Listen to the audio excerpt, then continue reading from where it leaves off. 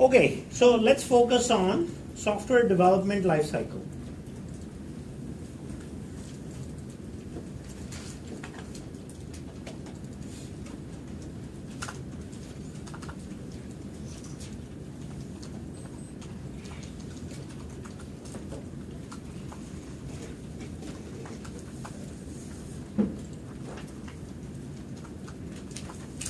What is the meaning of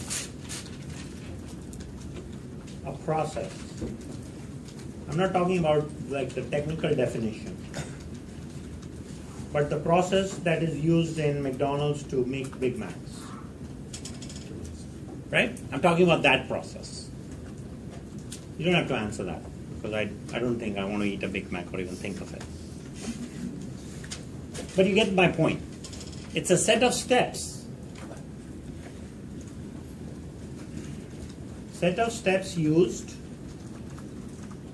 for adding efficiency in work.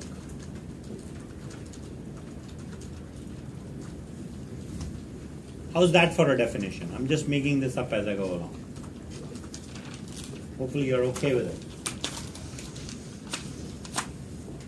I think we all know what a process is now. I think you knew it all along. Do you know that every employee in McDonald's, their performance is measured by the number of items sold in a given hour? Especially the drive-through. From the time they take the order to the time they deliver the order and get the customer out of the queue, they measure that. And then the managers are constantly looking for ways to reduce the amount of wait time. Because the term fast food really came from McDonald's. Right? So, now we are going to talk about a process for writing good software. And there are many different ways of looking at this, but the reason this is there is the same thing. The amount of time it takes you to write software shouldn't take very long. It should be quick. Like fast food, fast software. So,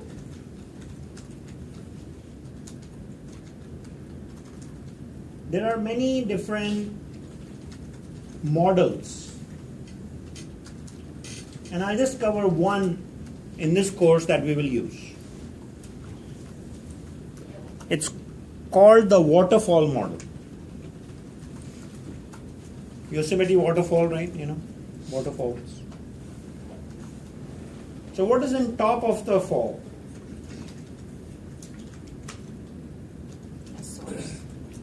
Requirements. You tell me, what do you want?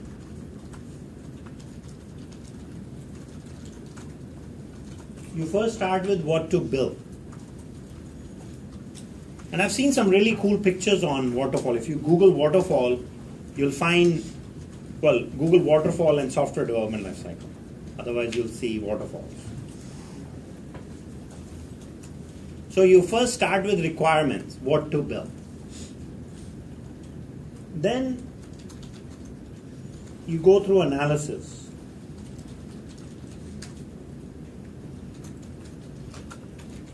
What to include in software and what not to include.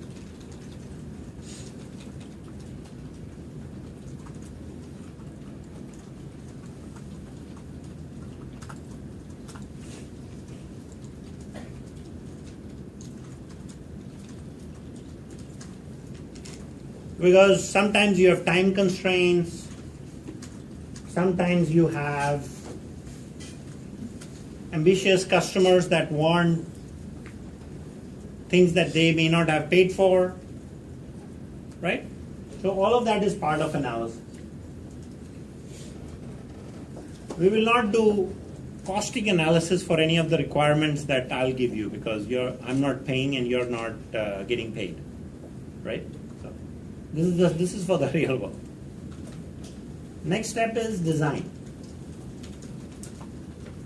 What subprograms we need to write? What objects to build? How is database structured, etc. Do we want web applications, mobile applications, etc., etc. All of that is part of design. And then the next step is construction. Building it based on the design.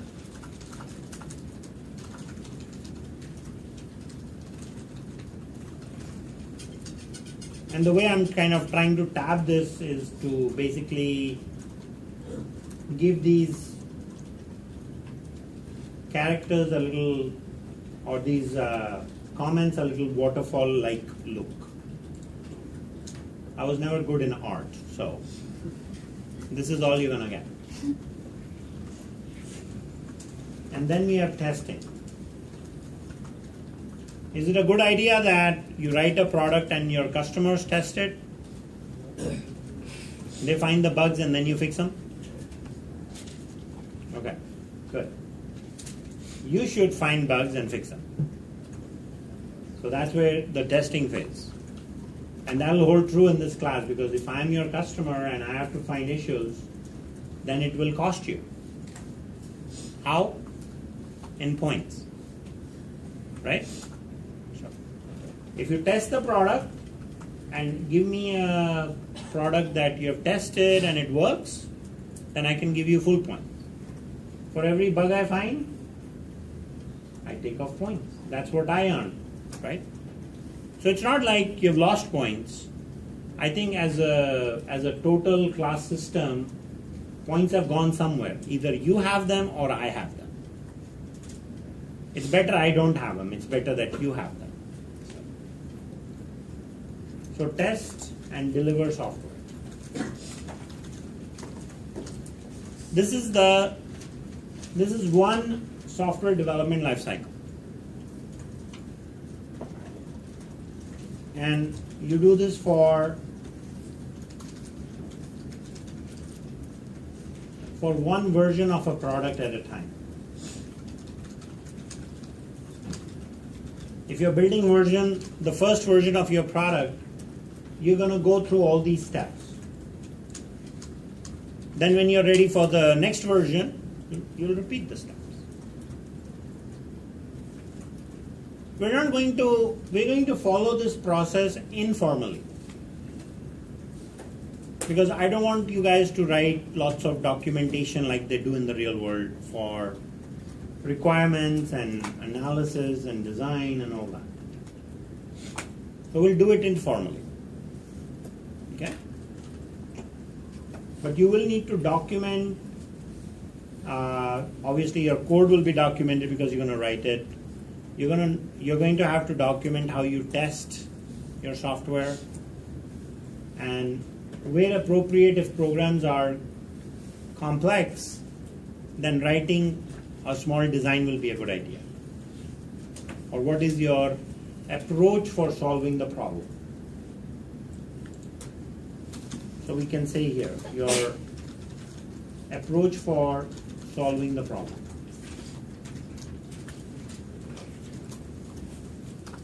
As you get good in designing software over time, people say that your thought process becomes more structured. So much so that it impacts your personal life. Like 10 years into software engineering, you become so structured that if you have to hang a painting, you might actually measure 0.1 millimeter, right? Or you might create a project plan for your vacation, which gets very annoying. I know from personal experience. Does that happen to a lot of people? I'm just talking about my personal experience. And there are books written on this also. It becomes structured living. You start liking stores where they help you organize things. You start visiting those more for some reason. You start watching Big Bang Theory, etc., etc. I mean, there is some grain of truth to some of the statements I'm making. But then 25 years later, you kind of say, okay, enough of this. Back to being a human being. You kind of go through that cycle. All right.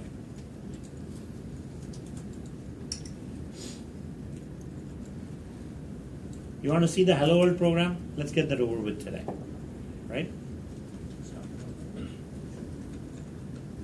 So next week I should show you how to install the compiler and do all this. So here are your first Java program. Whenever you start writing a program in Java, you start with the word class. And then you name the class.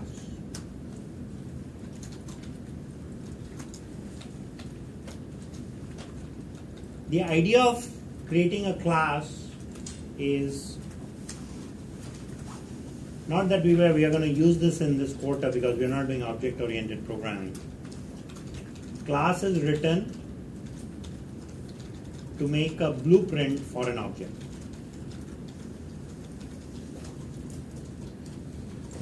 See, the genetics of an object is in the class. Where is your genetics? In your genetic sequence that was inherited from mother and father, right? That's inheritance in human class.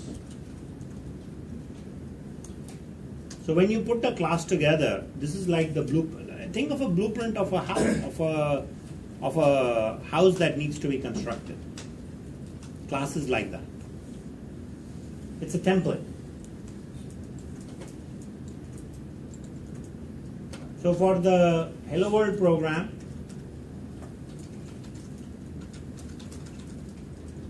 we're going to write the main method, which is a very long statement, unlike C, which is only one word.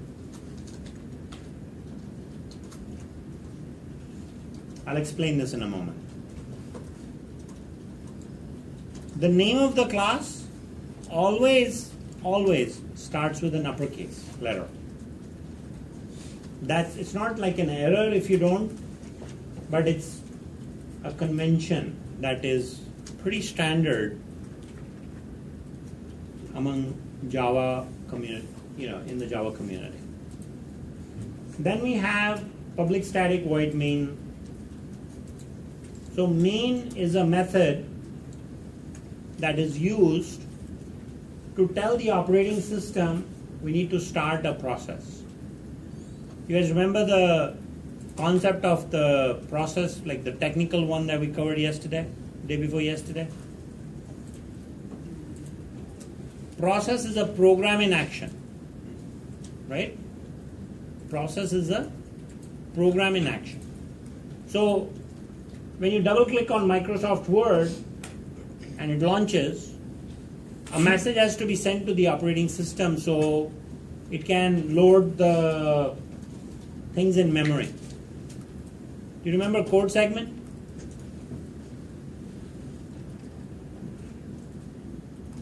Either I didn't cover it or you don't remember it. Which is it? Please tell me. The code is loaded in memory, right? Main method or subprogram is what makes that happen. Main sends a message to the operating system to start the program. So then it can get all the resources allocated like memory and CPU and all that stuff. These three words just have to live there. Public means that this is a method that can be called from anywhere. Static means that we only have one of this method and it's shared in this program. Void means that main has nothing to return back. When we say string arguments, string args, this means that the main method can accept a bunch of strings as input if needed.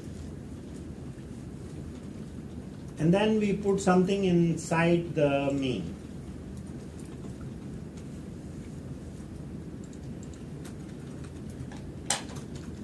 System.out.println. So you see, now I'm going into a library that is written and I'm calling a method. I'm going into the system.out program that is already written and I'm calling the println method. This method probably has over 20,000 lines of code that is already written and I'm just going to go ahead and use it. I don't know the exact number of lines, but it's pretty big. That's what I'm trying to say. And of course here I'll say